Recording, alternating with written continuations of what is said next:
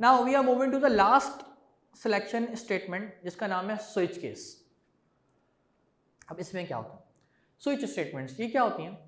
अच्छा पहले मैं पढ़ दूँ थोड़ा सा ताकि समझ आ जाए आपको, फिर मैं इसकी प्रैक्टिकल एग्जांपल बताऊंगा जैसे कि मैं प्रोग्रामिंग एग्जांपल डिस्कस कर रहे हैं, उससे मजीद चीज़ें क्लियर हो रही हैं।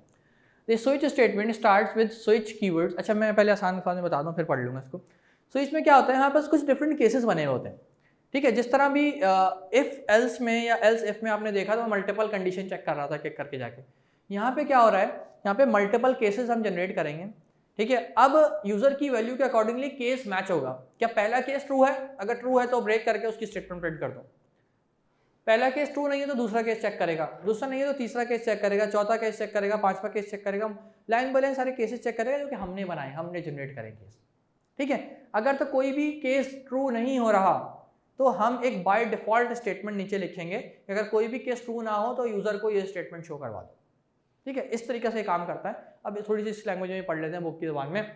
The switch statement start with switch, पहला जो कीवर्ड यूज होता है दैट इज स्विच, ठीक है, followed by the variable as expression in the parenthesis, then it block of the switch statement is braces. The block contain one or more cases. अब switch के अंदर different cases हम बना सकते हैं जितनी हमारी requirement है, ठीक है। Statement each followed by the integer and the characters, okay, और उसकी value जो है integer और character की form में हो सकती है। Then colon, after colon there may be many statements followed by the break statement in the end.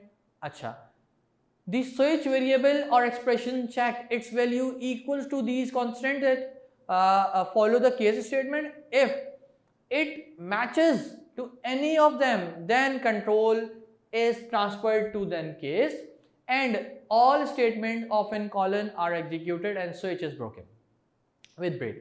Statement and control transferred to the next statement after switch. If switch variable does not match with any of the case, constant control goes to the keyword default.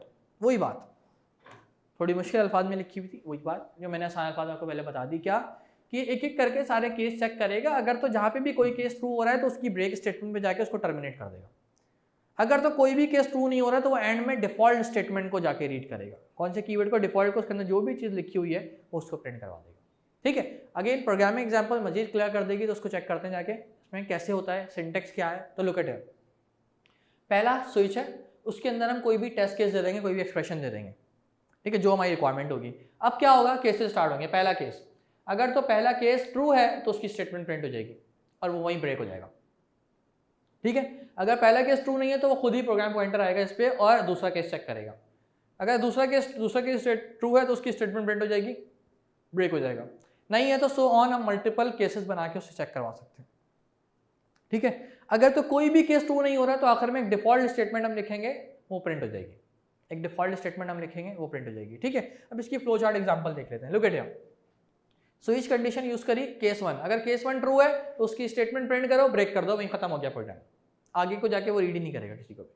अगर नहीं है तो दूसरा case check होगा, then तीसरा, then false हो रहा है तो चौथा, देन फिर फॉल्स हो रहा है तो डिफॉल्ट स्टेटमेंट प्रिंट हो जाएगी, जो कि एज अ प्रोग्राम एंड हो जाएगा। यहाँ पे स्टेटमेंट आफ्टर स्विच। ये फ्लो चार्ट देख के चीज़ें और क्लियर हुई थोड़ी सी कि किस तरह से काम करता है ये। स्विच में पहले हम कंडीशन डिफाइन कर देंगे, कंडीशन स्टेटमेंट आ गई कि किसके बिहाफ पे चेक करना है, कंडीशन क्या होनी चाहिए, ठीक है।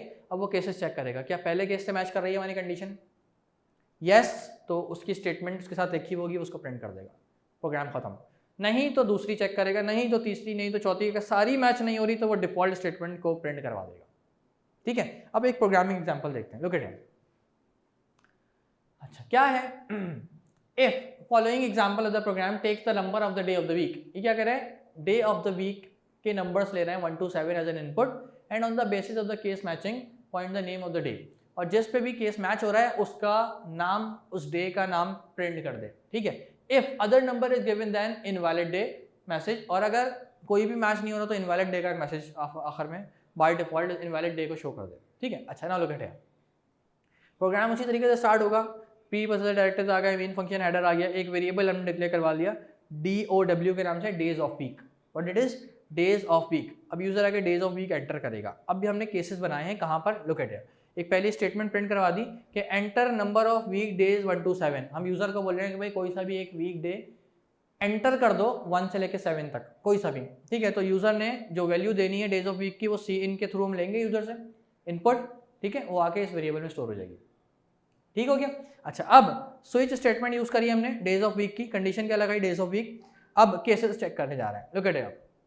केस 1, अगर तो यूजर की वैल्यू जो है वो इससे मैच कर रही है तो इसको प्रिंट करवाओ, ब्रेक कर दो, ठीक है। अगर तो यूजर की वैल्यू इससे मैच कर रही है तो इसको प्रिंट करवा दो, इससे मैच कर दो। अब हमें नहीं पता यूजर क्या वैल्यू डालने वाला है, Monday, Tuesday, Wednesday, Thursday, Friday, Saturday, Sunday, ठीक है।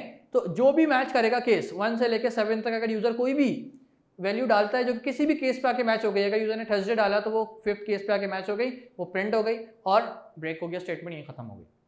अगर तो यूजर इन सातों में से कोई नाम नहीं डालता, इनके अलावा कोई और वैल्यू डाल देता है जो कि डेज ऑफ वीक से रिलेट नहीं करती, तो हम आगे उसको बाय डिफॉल्ट स्टेटमेंट शो करवा देंगे क्योंकि हमारी किसी भी केस से मैच नहीं होगी। फॉर एग्जांपल यूजर अगर डाल देता है जनवरी, ठीक है, अब January is not the day of week, ठीक है, तो ऑब्वियसली वो पहले आके पांचों केस चेक करेगा कि आप पांचों केसेस में ऐसी कोई स्टेटमेंट है हमारे पास जनवरी की, तो जनवरी नाम की तो कोई भी स्टेटमेंट नहीं है, राइट। तो वो क्या करेगा, डिफॉल्ट स्टेटमेंट जो हमने एक स्टेटमेंट लिखी हुई है वो उसको प्रिंट करवा देगा, that is invalid day number.